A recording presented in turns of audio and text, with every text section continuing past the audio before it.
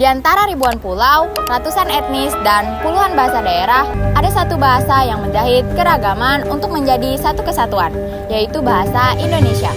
Inilah kisah bagaimana sebuah bahasa menjadi ruh persatuan dan tonggak kebangsaan kita.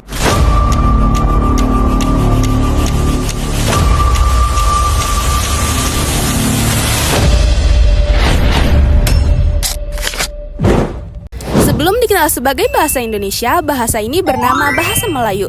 Ia adalah bahasa perdagangan dan perubahan atau lingua franca yang melintas luas di Nusantara.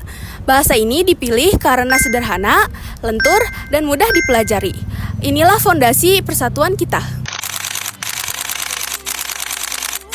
28 Oktober 1928, para pemuda berikrar, kami, putra dan putri Indonesia, menjunjung bahasa persatuan bahasa Indonesia. Keputusan ini adalah strategi cerdas atas perlawanan terhadap kolonialisme dan alat perjuangan untuk menyatukan bangsa. Seiring bangsa tumbuh, bahasa kita pun ikut berkembang. Dari ejaan Van Opschutet hingga PUBI atau Pedoman Umum Ejaan Bahasa Indonesia. Pembinaan terus dilakukan oleh Badan Bahasa agar tetap baku, modern, dan adaptif. Bahasa Indonesia merupakan bahasa yang hidup dan bergerak bersama masyarakatnya.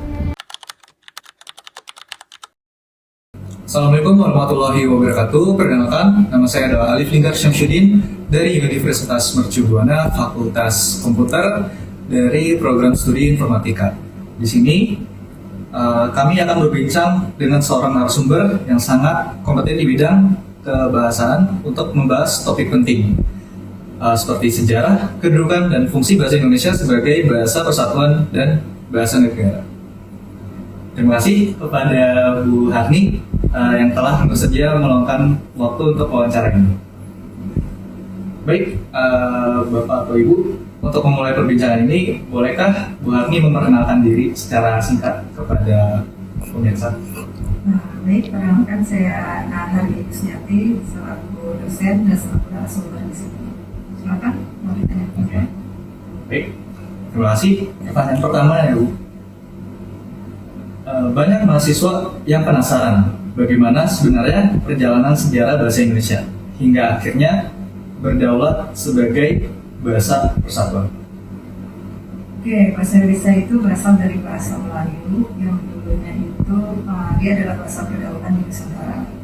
Karena mudah dipahami, banyak suku, banyak bahasa, kemudian dipilih sebagai bahasa persatuan pada Sumpah Pemuda.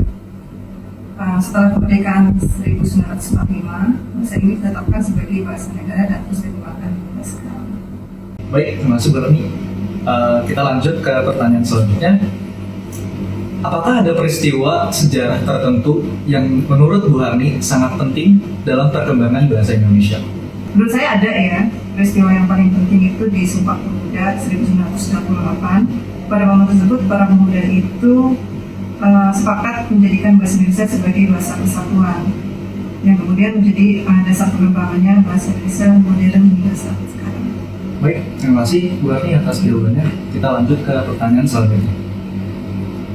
Kita tahu bahwa Indonesia disebut sebagai bahasa persatuan. Sebenarnya, apa makna kedudukan ini dalam kehidupan berbangsa? Oke, bahasa Indonesia itu disebut sebagai bahasa persatuan karena berfungsi menyatukan berbagai suku dan budaya di dalam kehidupan berbangsa. Kedudukan ini menjadikan masyarakat Indonesia memiliki alat komunikasi bersama yang mempermudah kerjasama, memperkuat identitas nasional, dan menjaga persatuan di tengah keberagaman. Perkenalkan, nama saya Muhammad Ramadhan Kurnia Putra. Saya dari jurusan Ilmu Komputer, dari jurusan Ilmu Informatika, Fakultas Ilmu Komputer, Universitas Mercu Buana. Selain sebagai bahasa persatuan, bahasa Indonesia juga memiliki kedudukan konstitusional sebagai bahasa negara. Bisakah Mas Rama menjelaskan dasar hukumnya? Untuk dasar hukum bahasa Indonesia itu ditetapkan sebagai bahasa resmi bangsa Indonesia itu ada di Undang-Undang Dasar 1945 ya. Di dalam UUD itu disebutkan bahwa bahasa Indonesia itu adalah bahasa resmi dan diakui oleh bangsa Indonesia. Sama halnya juga dengan bendera merah putih dan simbol Garuda Pancasila itu adalah simbol negara. Menurut Mas Rama, bagaimana penerapan bahasa negara dalam kehidupan sehari-hari? Apakah sudah sesuai sama harapannya Mas Ram? Sebagian besar sudah memenuhi harapan saya, namun mungkin yang menjadi permasalahan saya ini adalah di era sekarang ini ya, terutama di era digital ini, dengan adanya masuknya budaya-budaya luar, Indonesia ini mulai terpinggirkan dalam keseharian ya, dari mulai berkomunikasi dengan bahasa luar. Seharusnya bahasa yang baiknya di bahasa Indonesia atau bahasa yang benar malah tergantikan. Oke, menurut pandangan Mas Rama sendiri, apa tantangan terbesar bahasa Indonesia di era global saat ini? Pertama, dengan masuknya budaya-budaya asing itu membuat bahasa Indonesia itu sedikit tergeser, sedikit terancam. Itu menurut saya dua tantangan besar bahasa Indonesia di era global sekarang. Oke. Apa pesan Mas Rama kepada mahasiswa Indonesia mengenai pentingnya menjaga dan menggunakan bahasa Indonesia dengan baik? Harus tetap mempertahankan ya penggunaan bahasa Indonesia di ruang-ruang publik, di ruang-ruang lingkungan, baik pertemanan maupun di lingkungan kampus atau dimanapun itu, harus bisa menggunakan bahasa Indonesia yang baik dan benar. Pada intinya, mahasiswa Indonesia ini tetap terus bisa melestarikan ya seperti itu.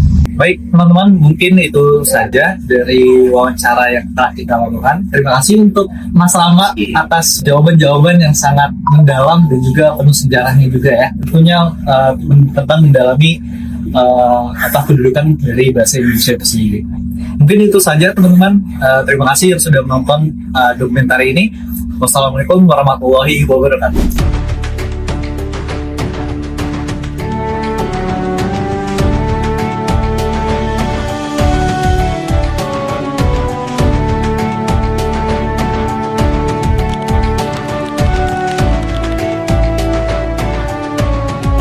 Sebagai bahasa persatuan, bahasa Indonesia memiliki kedudukan yang lebih kuat, yaitu bahasa negara. Kedudukannya tercantum dalam pasal 36 UUD tahun 1945 dan UU nomor 24 tahun 2009. Bahasa Indonesia adalah bahasa yang wajib digunakan dalam administrasi, pendidikan, hukum, dan dokumen resmi negara. Itu merupakan kewajiban konstitusional. Di era digital, bahasa Indonesia menghadapi tantangan baru, dominasi istilah asing, dan lunturnya penggunaan bahasa baku. Namun, generasi muda juga menjadi penjaga bahasa melalui karya kreatif. Bahasa Indonesia adalah identitas, jiwa, dan rumah bagi seluruh bangsa. Mari kita Jaga, Gunakan dan lestarikan bahasa Indonesia. Bahasa Indonesia, bahasa persatuan, bahasa negara, bahasa masa depan bangsa. Wih.